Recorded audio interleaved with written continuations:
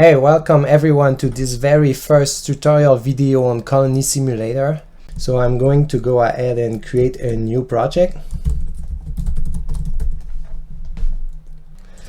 Alright, so let's go and import the package.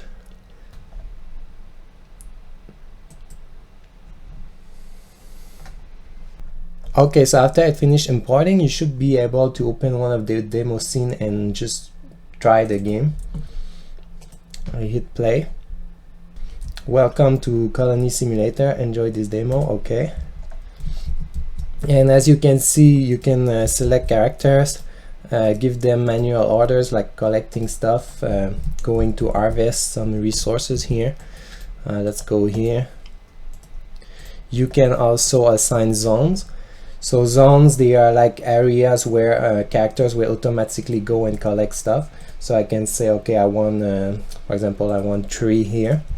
So there's really 2 ways to assign workers in this engine. So either automatically with zones, or you can use them and right click and then they will just go. And then you can also go into buildings and then build something. I don't have any rocks right now, so I'm just going to speed up the game. You have different speeds here. You can also pause the game with the space bar. Okay, that should be good now to build something. As you can see, the colonies just go and start working by themselves. Also, if you click on one of your colonies, you can see they have different attributes here like health, happiness, hunger, and then you can check what they have currently in their inventory. So if I want to bring back the food, and I mean the wood in my main inventory, I can just click here and then it will carry it back. So it's always important to keep some food in your inventory here, otherwise you will see that your colonies start to become hungry. So you can manually click here so they can eat, but they will also eat by themselves if they get too low. Okay, so the house is done. Now I'm going to do some tech farming. This will allow me to go and build a farm. So farms are considered factories. So factories are a kind of building that you can send workers to and they will just keep harvesting or transforming resources. So in this case, they're producing food. They don't need to pay anything for it. But in some other case, you need like the appropriate resource, otherwise it will just stop. So this would be the case, for example, for the kitchen. If I make a kitchen, then I will need food to be able to do anything. Okay, so here I don't have any vegetables, so I'm going to do bread. So as you can see, characters will just go and start working. So here you have a tech tree. So you can research different technology. You can also see an overview of your resources and how many colonies are assigned to each. Then you have a list of different characters. You will also see the status here. So if one is hungry, it will appear here and then you can send in to eat. You can also decide what each character is able to do. So if you don't want this one to be building, then you can just remove it and it will only do these 2 automated work action. Okay, so now I'm going to show you the structure of the files in the project, how everything is organized. All the prefabs are in this folder. So prefabs, they are like things that you can just drag and drop into the scene. For example, if I want to add a tree here, I can just drag and drop. And then if you open a prefab, that's where you will be able to go and just replace the mesh to put your own 3D models if you want to have like your own art asset in the game. So you remove this one, but you keep the parent object here that has all the script and colliders here. Most objects have a data file linked to them. So here you can see the data file for the tree object. So if I click on it, this is a scriptable object that has the prefab linked to it. So when you place a prefab in a scene, it will not automatically have a unique ID assigned to it. So you can click here to create one. So the unique ID is very important because that's how the save file keeps track of each individual object in the scene. So if later you go and this gets destroyed or a character get moved around or anything happen, then it will be tracked with this ID here. If you want to generate all the IDs in the scene, you can just click here on Colony Simulator and then generate unique IDs, and then click here, and then it will generate all the IDs for you in the scene, so you don't have to do it like one by one. So here you need to make sure that you have the manager's prefab in your scene. That can be found in the prefabs folder. This is important because it contains all the scripts that are necessary to run this template. So you have the game, which handles time of the day, and then the day, the speed of the game in which the game is going, and then pausing, unpausing. Then this script here handles all the controls, either mouse or keyboard in the game. The colonist manager is the script that will assign colonists automatically to work actions. And then tech manager is in charge of like researching tech and then checking if a tech is completed or not. And then here you have the global inventory, which is the one that appears on the sidebar. Then the event system, they have an event manager and then a quest manager, and then different integration with other assets here.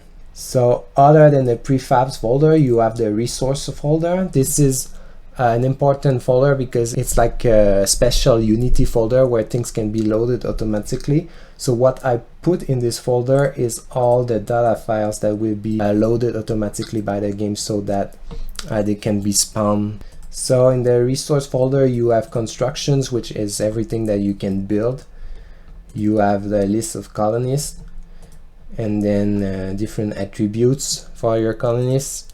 Actions, I will explain that later, but it's basically everything that can be done by your characters.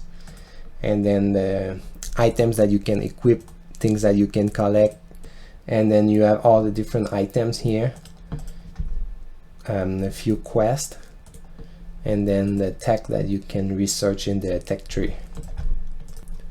Also, if you go at the top of the resources folder, you have two extra data files here, which are more like generic settings for the game.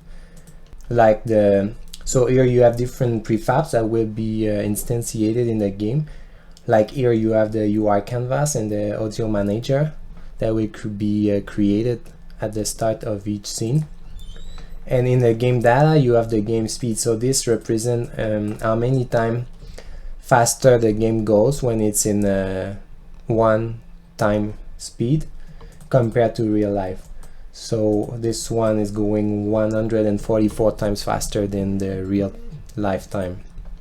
So if I click on one of the construction, you can see here that you have a checkbox. If it's craftable, it will appear in the building menu, and then you can set what it costs to build this thing. So this farm will cost 150 wood, and then it will require the farming technology. So if I put one of the farms here, and then I go to the factory script, you will see here that you can choose how fast the things will be produced, and also every time the bar is filled, how many items are created and which one is selected by default. And then here you also have a list of all the possible items that can be created. In this case, this one is free, so it will just be produced as long as someone is working there. But if I take another type of factory, like the distillery, and I go here, I can see that this one can produce beer, but this one is not free. I can click on the item, and then if I go into craft items here, I can see what I need to create this thing.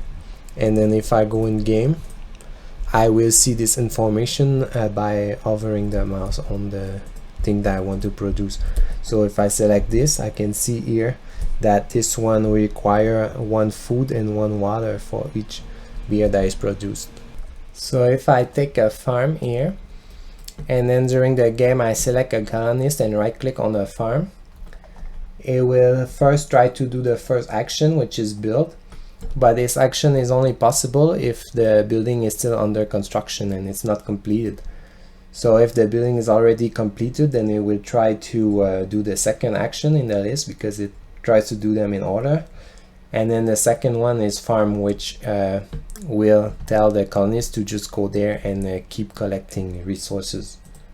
It's the same principle for any kind of object. If I click on a tree and I look at the action here, this one only has gather, so this is the only action that the colonists can do on this object. Now if I click on one of the colonists I have in a scene, you can see here you have different script attached. So selectable is really for anything that can be selected in the scene. Then you have character. This will handle basic character movement and also doing actions. But it can be used for more than just the colonists. It can be used for any type of characters, for example enemies or other NPCs that are moving around in the map. You can use this script. And then the pathfind, it adds the pathfinding ability to the character, so they go around objects. And then you have equipment. So here you have some default item. Default item, they are not things that you can necessarily equip manually, but they are items that will automatically appear when the character is doing a specific action. So for example, if you go to the harvest the tree here, then the axe will appear automatically. It's like a default item. It's not something that gives a bonus, but it's just something that visually is useful when doing some specific action. If you want items that you can equip, then it will be actual items here that you can build and craft and then add to their inventory and then equip it.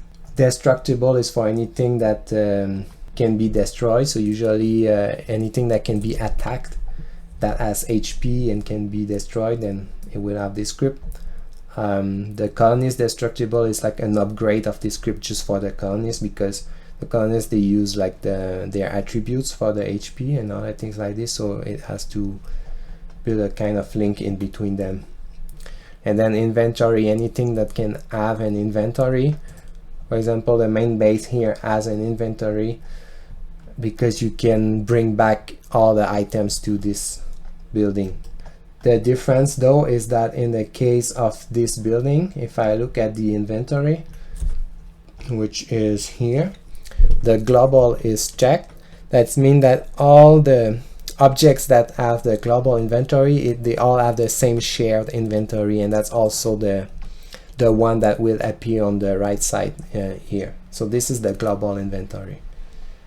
When it's not global, that means it's an individual separate inventory just for this object, and then they usually need to bring it back to the global inventory if you want to be able to build things. And then attributes, that's where you can set which attributes will appear. Characters attributes have different settings that you can change. The maximum value that they can have, what they start with, and then this is how much they lose per hour. Hour means game hour, not real hour. So this one would be reduced by 2 every time the game clock increased by 1 hour. And then you can also have status that appear on the character when it reach a specific threshold, and then when it's completely depleted, you will start losing HP or move slower. And then there's some attributes that are more like examples. So thirst is not currently in the demo, but I just put it here. Same things for energy, just as examples of attributes that you could add. So speaking of UI, if you go in Prefabs, UI canvas, and then you open it, this is where you have all the main UI for the game. So if you want to open one of the panels, you can click here and then build panel.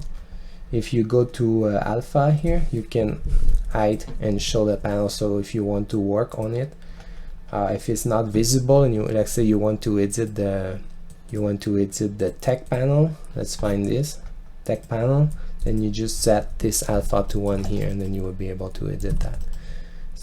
Let's go first inside the colonist panel. I want to show something. So here you have the different attributes. So if you would like to add a new attribute, you could, for example, just copy one of the lines and then add it to the list of attribute here. So this will automatically fill the fourth attribute if you have 4 on the colonist when it's selected.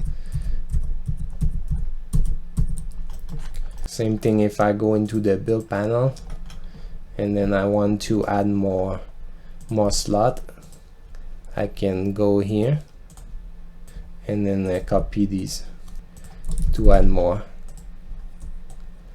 and then I could go in the script and just link the missing one here. Okay, so this is where you can edit the UI. If you want to create your own items, your own construction, you will need to copy both the prefab and the data files. But if you want to do it faster, you can go here in Colony Simulator and then duplicate object and then choose any of the data that you have. So if you want to create a new kind of metal, let's say I want to copy the gold one and I want to create silver, then I click on duplicate. It will create the data file for me, but also the prefab, and link both of them to each other. So this can save you a lot of time by doing this. You can also create a completely new object by filling some of the settings here. So included in this asset you have event system and quest system. So you can basically define different kind of event with different triggers. So this one is triggered at the start. It can only be triggered once, and then it pauses the gameplay. And then underneath it is what will happen when it's triggered. So here first you have a message that says welcome to this, and then after that it will start the quest collect resources. So here you have different quests with a title that will appear on the objective box. So this one here. But this really just define the text. You need to define the conditions to complete it separately. So this is where I have end quest number 1 here. This one is this collect resource quest. So I have another trigger which is auto trigger. Auto trigger will basically be checked every frame if the condition are true. If all the condition that you put on the same event trigger are true, then this one will be triggered. So here you have 3 conditions. The first one is that the quest is active. So it's making sure that it's not like you never started the quest or the quest is already completed. When it's active, that means it's ongoing and you didn't complete it yet.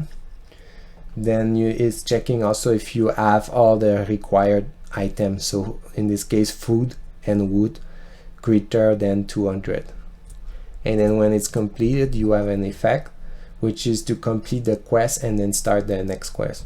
You can basically change the logic how you want here, so you can create a lot of different cool things. If you want to add an event that at some random interval a new colonist join the colony, for example, you could do that with events.